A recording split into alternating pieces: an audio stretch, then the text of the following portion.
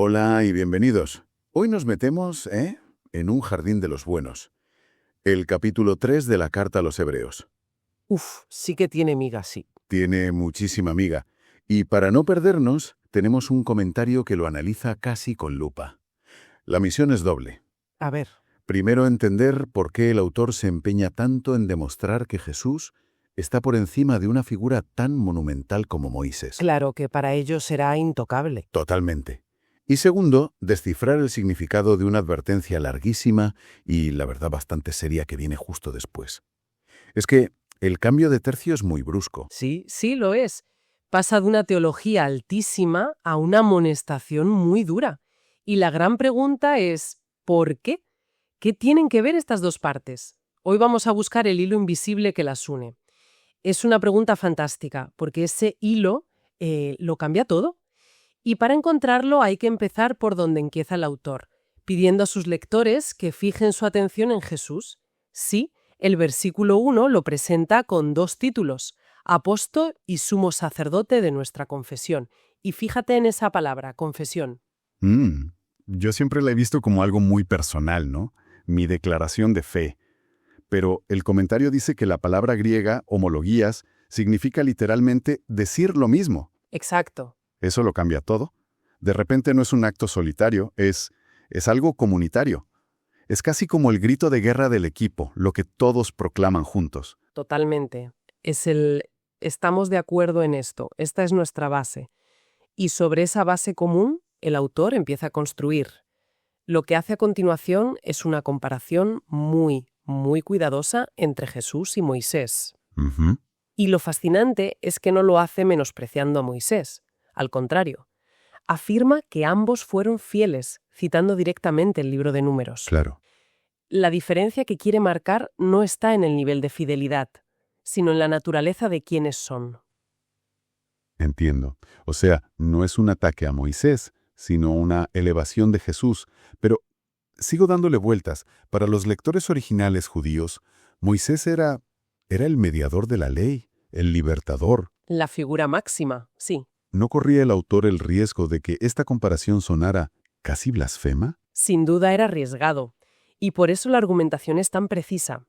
Despliega la superioridad en dos niveles que son lógicos e irrefutables para su audiencia. Vale. El primero es la diferencia entre el creador y lo creado. Dice que Moisés fue fiel en la casa de Dios, ¿Y esa casa qué es? pues en el Antiguo Testamento era el tabernáculo, que funcionaba como un anticipo, un modelo de la verdadera casa espiritual, que es la Iglesia, el pueblo de Dios. Vale, Moisés es un miembro fiel dentro de la casa. Exacto. Pero de Jesús dice algo completamente distinto, que Él es el constructor de la casa. Ah, El texto llega a atribuirle junto al Padre la creación de todas las cosas. Y la lógica, claro, es aplastante. El que construye la casa siempre tiene más honor que la casa en sí. claro, no es una cuestión de mérito, es de categoría. Como comparar al arquitecto con el edificio. Justo esa es la imagen. Ambos son geniales, pero no están en el mismo plano. Es una imagen muy potente. Y me has dicho que había dos niveles. ¿Cuál es el segundo? El segundo nivel es la diferencia entre ser un hijo y ser un siervo. El autor describe a Moisés con todo el respeto del mundo como un criado en esa casa. Mm. Y aquí la elección de la palabra griega es exquisita. No usa doulos, que sería la palabra común para esclavo, alguien que sirve por obligación. Usa therapon. ¿Y qué matiz tiene Cerapón? Suena diferente. Pues, piensa en la diferencia entre un conserje que trabaja por un sueldo y el mayordomo de una gran casa que ha servido a la familia durante generaciones por lealtad y devoción. Ah, vale. Un therapon es ese servidor libre, fiel, cuyo servicio es casi un acto de adoración. Es el término que la versión griega del Antiguo Testamento usa para referirse a Moisés en los pasajes más importantes. Vamos, es el máximo honor que se le puede dar a un siervo. Un mayordomo leal y de confianza. Justo. Pero Jesús no es el mayordomo. Es el hijo que está sobre la casa. No es un empleado, por muy honorable que sea. Es el heredero, el dueño. Eso es. Su posición es permanente por derecho propio, no por la fidelidad de su servicio. Y con esto la jerarquía queda absolutamente clara. Clarísima. Pero justo después de establecer esta diferencia, en el versículo 6, el autor añade una condición que a mí siempre me ha generado un poco de no sé, de inquietud. Ya sé a cuál te refieres. Dice que nosotros somos esa casa si retenemos firmemente la confianza y la gloria de la esperanza. Ese sí es lo que me perturba. Suena a que podríamos dejar de ser su casa, ¿no? A que la salvación se puede perder. Es la reacción más natural al leerlo, y es una duda que ha acompañado a este texto durante siglos. Pero el comentario que manejamos propone un cambio de perspectiva. A ver, El sí no introduce una condición para ganar o mantener la salvación. La idea es que el hecho de retener la confianza, de perseverar hasta el final, es la evidencia externa y visible de que la salvación que se recibió fue genuina. a ver si lo entiendo. No es que perseveres para ser salvo, No. sino que si eres salvo vas a perseverar. La perseverancia es la prueba, no el requisito. Exactamente. Es la demostración de que la obra de Dios en esa persona es real.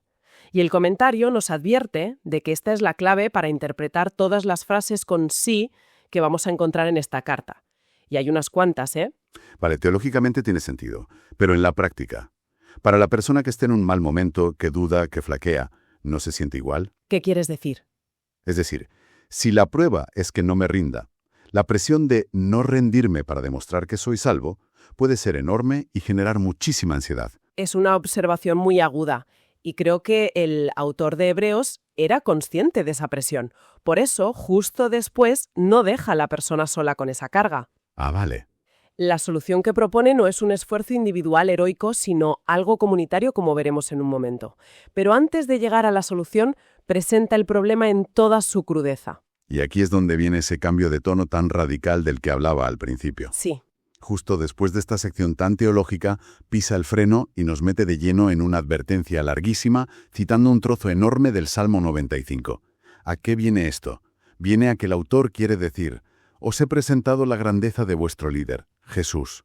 Ahora no cometáis el mismo error que cometieron vuestros antepasados, con su líder Moisés. Claro. Y para que la advertencia golpee con toda su fuerza, tenemos que recordar la historia que hay detrás de ese salmo. Es el episodio de los 12 espías, en Números 13 y 14. La historia es terrible. Moisés envía 12 líderes a explorar la tierra prometida. 10 de ellos vuelven aterrorizados.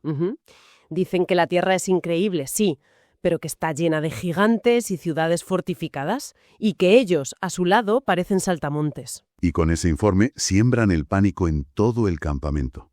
El pueblo entero se rebela. Lloran, gritan y dicen que ojalá hubieran muerto en Egipto, que prefieren volver a la esclavitud. Un motín en toda regla, sí. Solo 2 de los espías, Josué y Caleb, intentan calmarlos diciendo: no temáis, Dios está con nosotros. Pero bueno, nadie les hace caso. Y la consecuencia de esa incredulidad masiva fue un juicio devastador. Dios sentencia a toda esa generación, a todos los mayores de 20 años, a vagar por el desierto 40 años hasta que el último de ellos muriera. Solo sus hijos, junto con Josué y Caleb, podrían entrar en la tierra prometida. Es una tragedia nacional, un fracaso a las puertas del éxito, y es ese trauma el que el autor de Hebreos evoca. Y lo hace con un lenguaje que pone los pelos de punta. El comentario destaca detalles de la cita del Salmo que son muy reveladores. Sí. Por ejemplo, la frase «hoy si escucháis su voz», al parecer en hebreo tiene un matiz casi de súplica. Ojalá escucharais hoy su voz. Fíjate, eso implica que la voz de Dios no es un evento pasado, es algo que está sonando continuamente. Y endurecer el corazón es una decisión activa de taparse los oídos. Pone toda la responsabilidad en el que escucha. No hay excusas. Y hay otro detalle lingüístico clave en la palabra que se usa para rebelión. En griego es parapikrasmos. El comentario la traduce de una forma muy gráfica. Una amargura que llega hasta la exasperación. O sea, no fue un simple enfado o una queja. Fue un rechazo profundo, amargo, contra Dios y su plan. Exacto. Y aquí el comentario hace una aclaración teológica importantísima que es crucial para no malinterpretar todo el pasaje. Se centra en el versículo 11 del Salmo, donde Dios jura: jamás entrarán en mi descanso. Claro, es que eso suena a condenación eterna, ¿verdad? Totalmente, suena a estáis condenados para siempre. Sí. Pero el texto nos recuerda que en el relato original de Números 14, justo después del juicio, se dice explícitamente que Dios perdonó su pecado. Ah, sí. Disciplina drástica. Un castigo terrible, sí, pero temporal y terrenal. Una consecuencia en esta vida por su desobediencia, no una sentencia sobre su destino eterno. Esa distinción es la clave de todo, entonces, porque justo después el autor aplica esta historia directamente a sus lectores. Claro, ahí va la aplicación. Atended, hermanos, a que ninguno de vosotros tenga un corazón malvado y tan incrédulo como para llegar a apartarse del Dios viviente. La palabra para apartarse, nos dice la fuente, es apostenai, de la misma raíz que apostasía. Es una advertencia muy seria. Serísima. Y la exhortación que viene a continuación es la respuesta a la pregunta que hacías antes sobre la ansiedad. Tiene una parte negativa y una positiva. Vale. La negativa es esa. Vigilad para que no os crezca un corazón incrédulo. Pero la positiva es la solución. Y es comunitaria. Animaos día tras día unos a otros mientras suena ese hoy. Me encanta eso. Mientras suena ese hoy. Mientras haya oportunidad. Mientras la voz de Dios siga hablando. Y el propósito de ese ánimo mutuo es que ninguno de vosotros sea endurecido por la engañosa seducción del pecado. Claro. El antídoto contra el endurecimiento del corazón individual es el aliento constante de la comunidad. Nadie puede perseverar solo. Me fascina esa frase. La engañosa seducción del pecado. Es como el marketing perfecto. Sí, lo es. Te promete felicidad, libertad, un placer inmediato y siempre tiene letra pequeña que no lees hasta que es tarde. El comentario cita a un autor que lo clava. En todo pecado hay un engaño, porque por un bien pasajero e inferior se renuncia a un bien permanente y superior. Es como cambiar un lingote de oro por una chocolatina. En el momento te da un subidón de azúcar y sabe bien, pero el negocio es ruinoso a largo plazo. Totalmente. Y para motivar a la gente a no hacer ese mal negocio, el autor les recuerda lo que ya tienen. Les da una razón potentísima en el versículo 14. Sí, una frase que el texto fuente dice que es única en toda la Biblia. Porque hemos llegado a ser partícipes de Cristo. Es una expresión extraña. ¿Qué significa exactamente ser partícipe de Cristo? Pues es una de las formas más profundas de describir la unión del creyente con Jesús. El texto la equipara a otras imágenes bíblicas como estar en Cristo o ser un miembro de su cuerpo. Entiendo. Significa que no solo recibes cosas de Cristo, sino que participas en Cristo, compartes su vida, su estatus, sus bendiciones. Ah, Y este hecho, que todos los creyentes son copartícipes por igual, es el fundamento de la hermandad. Es lo que crea la obligación y el privilegio de animarse unos a otros. Tienen en común el tesoro más grande imaginable. el capítulo termina volviendo al ejemplo de Israel con una serie de preguntas que casi suenan a un fiscal interrogando y que llevan siempre a la misma respuesta. Sí, es muy retórico.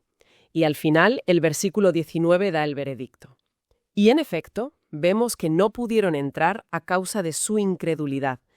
Y el comentario añade un matiz. Dice que no pudieron entrar podría ser un hebraísmo que en realidad significa no quisieron entrar. Eso es. No fue una falta de capacidad, sino una falta de voluntad. Refuerza la idea de que la incredulidad no es un problema intelectual, es un problema de la voluntad. Se negaron a confiar. Y esto nos lleva a la pregunta final, la que lo une todo. Si la causa de que no entraran en el descanso de Canaán fue la incredulidad, ¿significa que esa generación perdió su salvación eterna? La gran pregunta.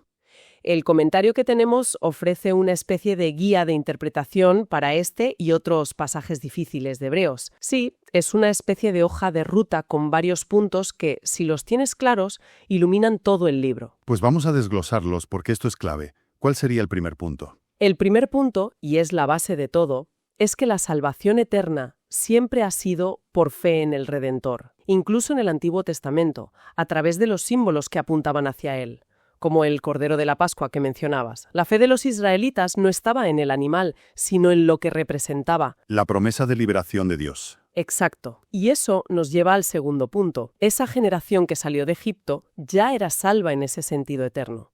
Al aplicar la sangre del Cordero, fueron redimidos. Ya eran el pueblo de Dios. Vale.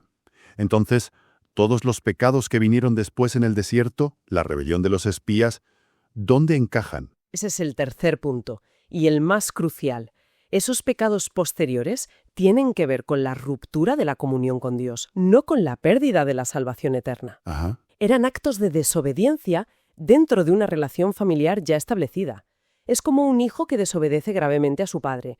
La relación se daña, hay consecuencias, pero no deja de ser su hijo. Lo que significa que el castigo... Y ese es el cuarto punto. El castigo de no entrar en la tierra prometida fue una disciplina terrenal, no una condena eterna. Una consecuencia durísima en esta vida, sí, pero en esta vida. Ya. Y el quinto punto lo refuerza, aclarando que frases del Antiguo Testamento como ser cortado del pueblo se referían a una excomunión, a ser expulsado de la comunidad, no a ser enviado al infierno. Entendido. Entonces, la conclusión sobre a quién se dirige esta carta es el sexto y último punto. Esta carta, con todas sus advertencias tan duras, no se dirige a gente de fuera. Se dirige a creyentes, a gente que ya estaba dentro de la casa, pero que estaban en peligro de quedarse estancados, de no madurar. Claro, las advertencias no son para que los no creyentes entren, son para que los creyentes inmaduros no se queden en la puerta. Y ahí está la conexión que buscábamos al principio. El autor primero te dice: mirad, este es el capitán de vuestro barco, es el dueño, no un simple marinero fiel como Moisés. Y justo después te advierte: así que más os vale no amotinaros y negaros a seguir sus órdenes, como hizo la tripulación anterior, porque ya visteis cómo acabaron. Las dos partes están perfectamente conectadas. Esa es la gran idea. Se trata de distinguir entre dos cosas. Una es la fe inicial que te sube al barco, que te da la salvación eterna, y otra cosa es la fidelidad continua, la fe perseverante, que te permite disfrutar del viaje y llegar al destino prometido, a lo que el texto llama el reposo de Dios. Claro. La advertencia de Hebreos 3 no es sobre el riesgo de ser arrojado por la borda al infierno. Es sobre el riesgo de pasarte 40 años dando vueltas por el desierto, sin disfrutar de la vida plena que Dios te ofrece, por culpa de un corazón que se ha endurecido. Y eso nos deja con una pregunta final para reflexionar. El texto habla de un reposo que esa primera generación no alcanzó, la tierra prometida. Pero el autor insiste en que todavía queda un reposo para el pueblo de Dios. Si la tierra de Canaán era solo una manifestación física de ese descanso, ¿qué podría significar ese reposo para un creyente hoy, en su vida diaria? Y sobre todo, ¿qué implica de verdad escuchar esa voz que, 2000 años después, sigue diciendo hoy, justo ahora, antes de que el corazón tenga la oportunidad de endurecerse?